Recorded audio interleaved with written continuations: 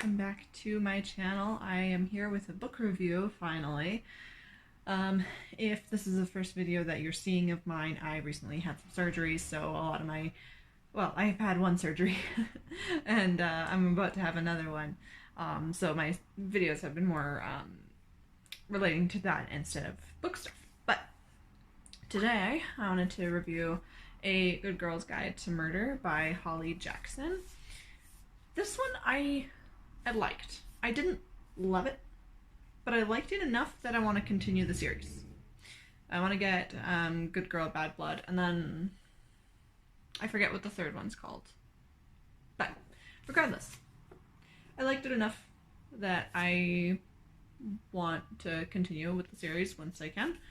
So this one, it's YA, and I'm 26, so it's, you know, a little out of my range. Also, I apologize for the random laundry basket back there. We just got back from traveling so that I could have said surgery. Anyway,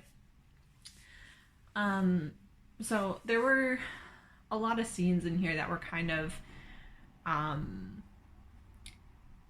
lacking for me, that I could tell the author was trying to make it suspenseful, and it just wasn't for me until about the end. I'm sorry, I need to take a minute because I didn't really prepare for this video, kind of like my last book review.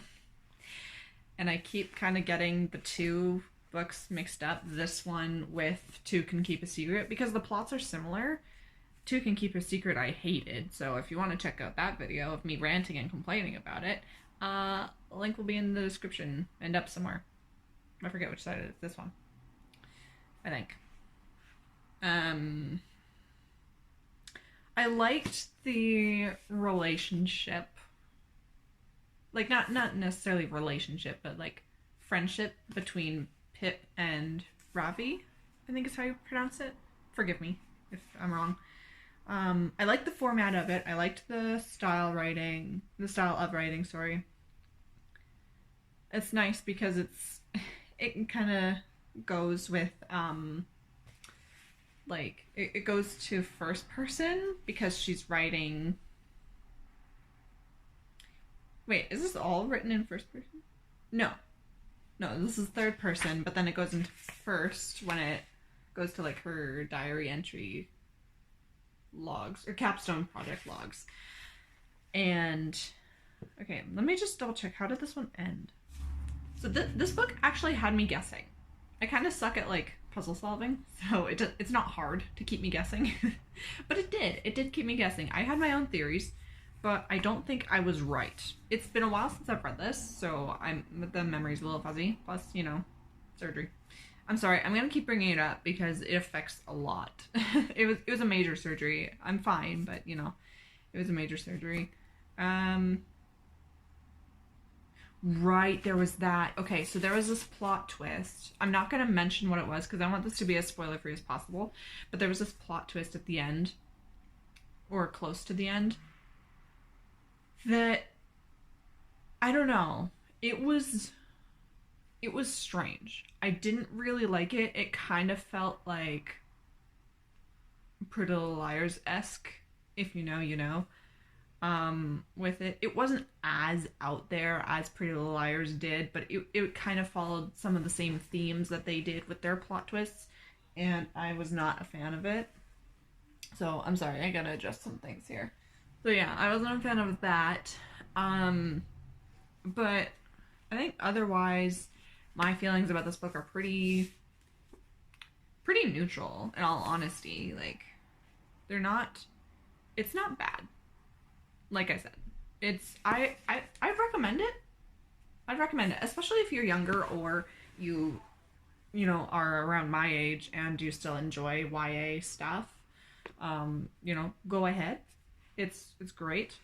I think, like I said, Two Can Keep a Secret by Karen M. McManus was awful.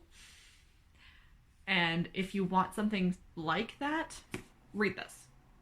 Read this instead. It is so much better. It is so much better. Like, reading this by itself, okay. Like I said, okay. Liked it. No strong positive or negative feelings about it. But then in comparison to Two Can Keep a Secret, this is like 5 stars. It's like this grand thing of like YA thriller mystery. I wouldn't say it's a nail-biting mystery though, like this person says on the front. But as far as that goes, this is so much better. And honestly, I wouldn't say it's necessarily worth the hype, but it's definitely worth a try. You know what I mean? Like, it's not, in my opinion, it's not like the greatest mystery thing of all time. But mind you, I also haven't read very many mysteries. A lot of the times mysteries just make me feel kind of stupid because I can't figure it out, and then I was like, oh, why didn't I see that coming? And then someone else talks about the exact same book and they're like, oh, it was so predictable. And I just sit there kind of thinking, it wasn't for me. It's kind of funny. But this video is a lot shorter than I thought it was going to be because I was going to say that I don't really remember this book very much, but I was just flipping through it and I flipped to a scene that I completely forgot was in this book. There is like how do I explain this? I wouldn't say it's an attempted, I mean, it kind of is actually. It's an attempted rape scene. It's very brief. It's not graphic. It's not like Where the Crawdads Sing or anything like that. I've used that book as a reference so often because I've read it and I love the book, but it got real triggering for me. So it's nowhere near that level. And I think because Where the Crawdads Sing is adult and then this is YA, so there's that difference there. Usually in YA stuff it's a bit more mild, which is why I tend to gravitate more towards YA because it's less likely to have that kind of stuff in it. But then I have other problems with it too. So basically, I will describe this scene because it's not really spoilers because it doesn't have anything to do with the plot. So, and I'm going to try and describe it as best as I can without being too triggering. But if it does start to bother you, please skip to this time and then you can just skip the whole thing and it's not going to be a problem for you. So basically, Pip goes to this guy named Steven, I think is his name. Yes, Steven. And she's kind of trying to do like this undercover thing to try and get more information on the case with Andy, I think her name is. Yeah, Andy. And I forget exactly what ends up like leading her to think that he would have the answers. I think I remember, but I kind of don't. But anyways, the dude's like a drug dealer, and so she tried to like seem interested in like buying something, and like buying something directly from him and stuff like that. Right. Okay. So she tries like this joint that he gives her, and then she's trying to do things that are relevant to the case that she's looking into for her school project, and it kind of is weird. Like I said, I'm just rereading it, and it's kind of weird because she tries to get out of the situation because like, okay, this dude's sketchy, and she like says that like she's decided that drugs aren't for her and she's got to go, and then he starts off by saying don't be a tease, and then it kind of progresses from there. But she fights back, so and it's real quick. She calls him a pervert, so good for her. And she's like yelling it as far as I remember there. Yeah.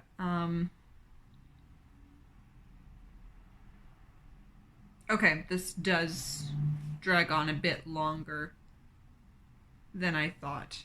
So just for reference, it starts about here on the page, and then it stops about here on the next page. So it's a decent length. He keeps just trying to pressure her to stay with him. He's not necessarily like, he grabs her arm, but there's like the implication is there that that's what he's wanting from her, but, and you know, he says things that could be triggering, but she does get away from the situation.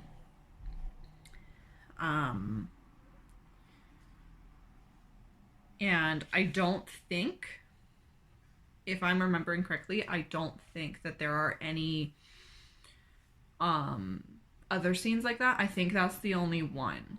There is this plot point of